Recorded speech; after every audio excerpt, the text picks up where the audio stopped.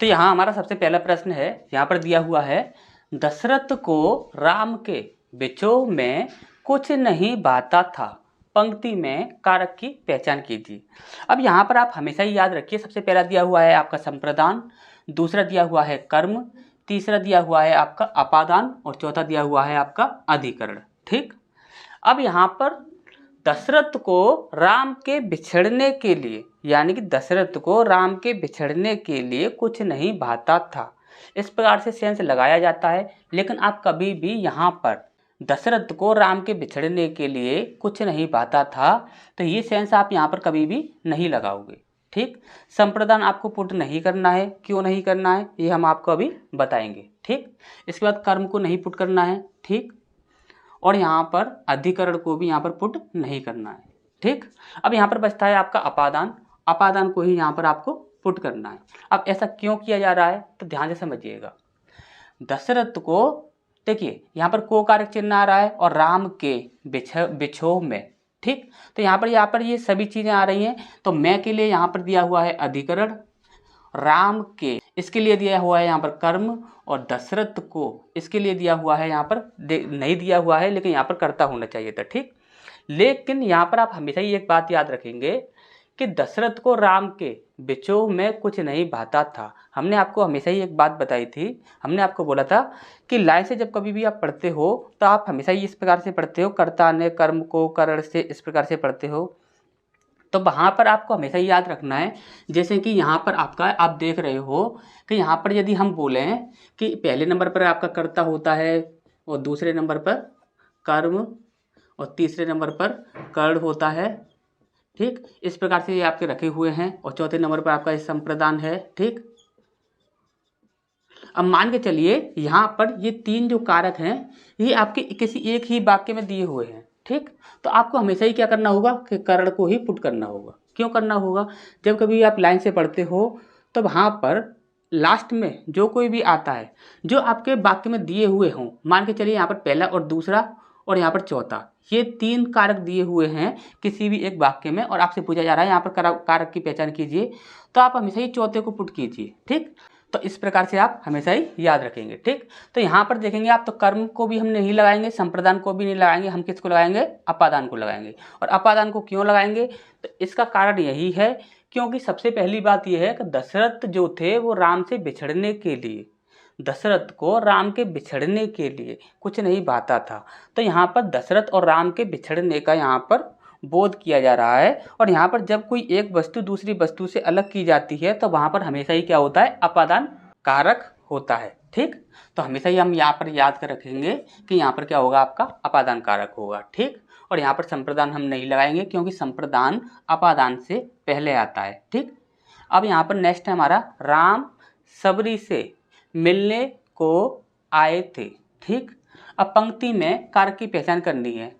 यदि यहाँ पर को की बात की जाए, को और के लिए ये सभी क्या होते हैं, आपके संप्रदान के लिए होते हैं। यानी कि जब कोई क्रिया किसी के लिए की जाती है तब वहाँ पर संप्रदान होता है।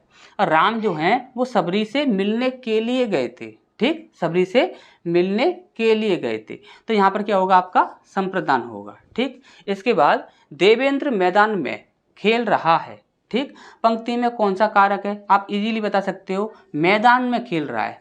यानी कि यहाँ पर क्या है, इन प्रीपोजिशन जहाँ कहीं भी आपको दिखेगा इन, एट और ऑन, ये प्रीपोजिशन जहाँ कहीं भी दिखेंगे वहाँ पर आप 100% बोल दोगे कि यहाँ पर क्या है, अधिकरण कारक है।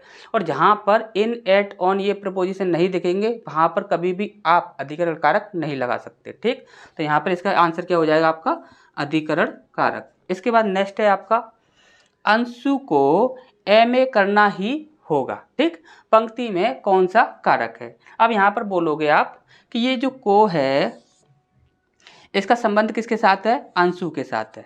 ठीक, इसके बाद दूसरा करना ही होगा। अब यहाँ पर अंशु को एमए करना ही होगा। अब क्रिया का संबंध किसके साथ है, वो भी अंशु के साथ है क्योंकि कार्य को कौन करेगा, अंशु करेगा।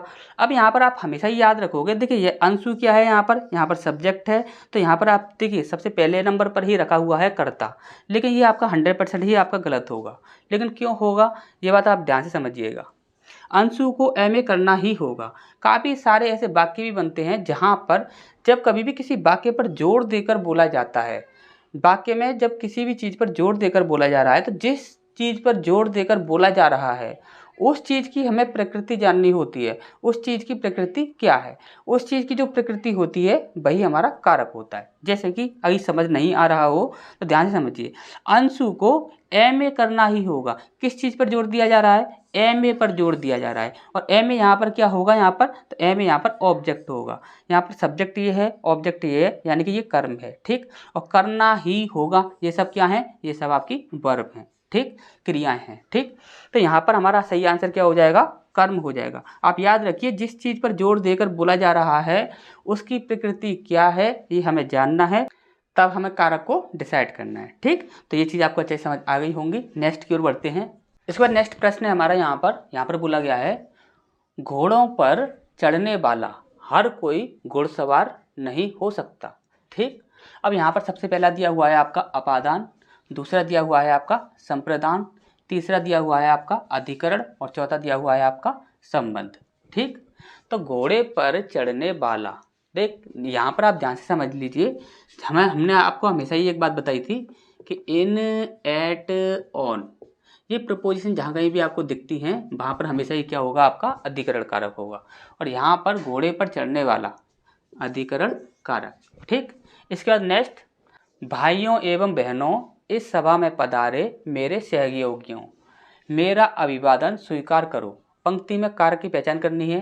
तो आपको हमेशा ही पता है कि जब कभी भी आपको ये चिन्ह दिखता आता है, जब कभी आपको ये चिन्ह दिख जाता है तो आपको हमेशा ही क्या करना है? वहाँ पर अपादान तो नहीं लगाएंगे, संप्रदान भी नहीं लगाएंगे, अधिकरण भी नहीं लगाएंगे, क्या लगाएंगे?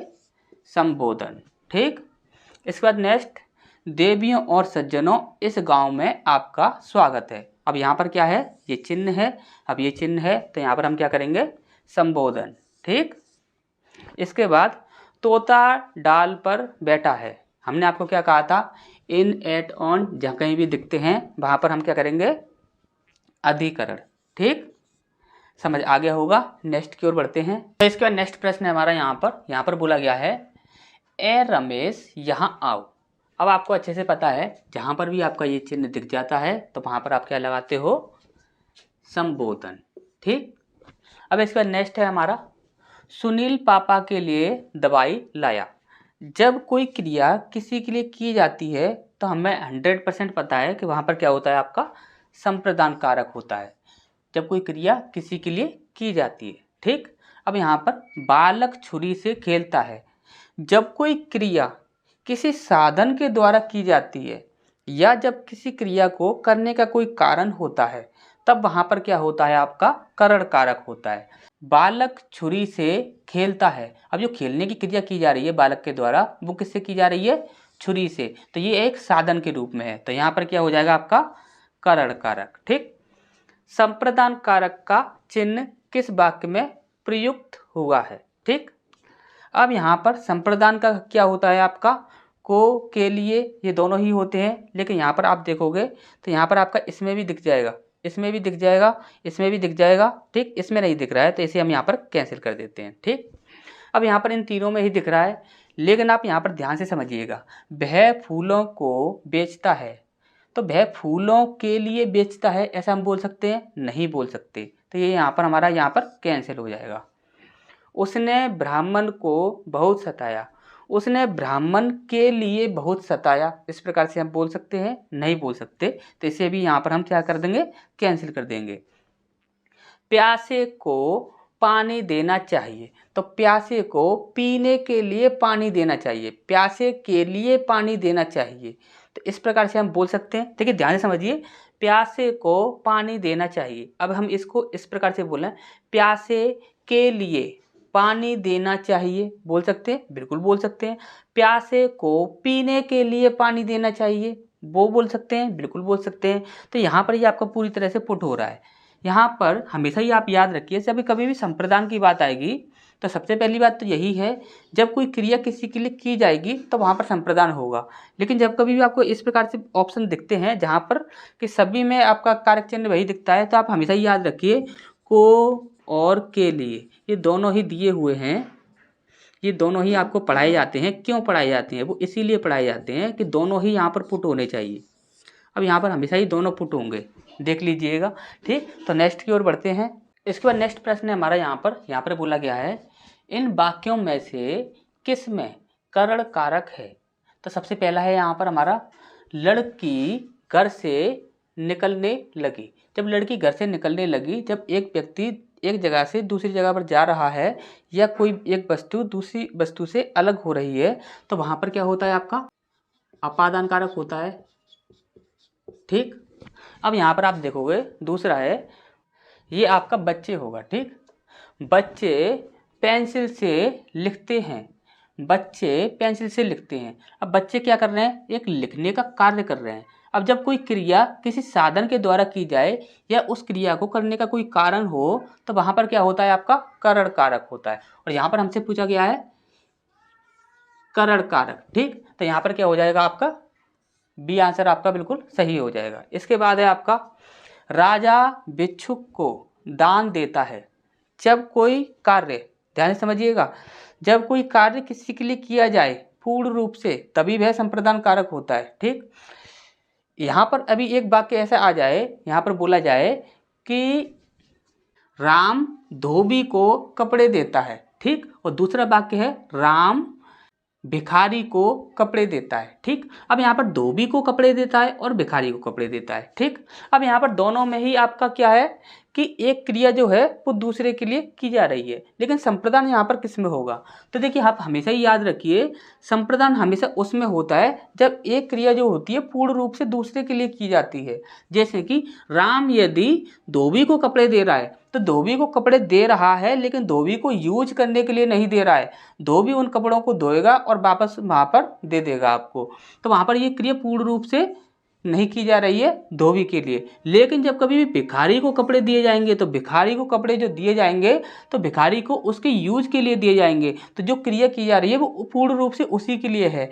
हमने पिछली वाली क्लासों में भी ये वाली बात अच्छे से आपको समझाई थी। ठीक, उसमें ये आपको ये वाला ऑप्शन मिला था। ठीक, तो यहाँ पर आप हमेशा याद रखिए, जब कभी भी कोई क्रिया पूर्ण रूप से किसी के लिए की जाती है, तभी वहाँ पर संप्रदान होता है। जैसे कि अब यहाँ पर देखोगे, राजा भिक्षुक को दान देता है। तो ये जो भिक्षुक है, इसको राजा एक बार दान दे देगा तो इससे वापस लेगा? नहीं लेगा। तो यह क्रिया जो है वो पूर्ण रूप से भिक्षुक के लिए की जा रही है। तो यहाँ पर क्या होगा? आपका संप्रदान। इसके बाद है आपका, मैंने राधा के लिए कपड़े खरीदे। अब राधा के लिए कपड़े खरीदे हैं ना, अपने लिए थोड़ी ना खरीदे हैं। तो मैंने राधा के लिए कपड़े खरीदे, तो राधा ने ले लिए, अब राधा ही उन्हें पहनेगी, ये खुद नहीं पहनेगा। तो यहाँ पर क्या होगा कि ये क्रिया जो है वो पूर्ण रूप से दूसरे के लिए की जा रही है, यानी कि राधा के लिए ही की जा रही है। तो यहाँ पर क्या हो जाएगा? आपका संप्रदान।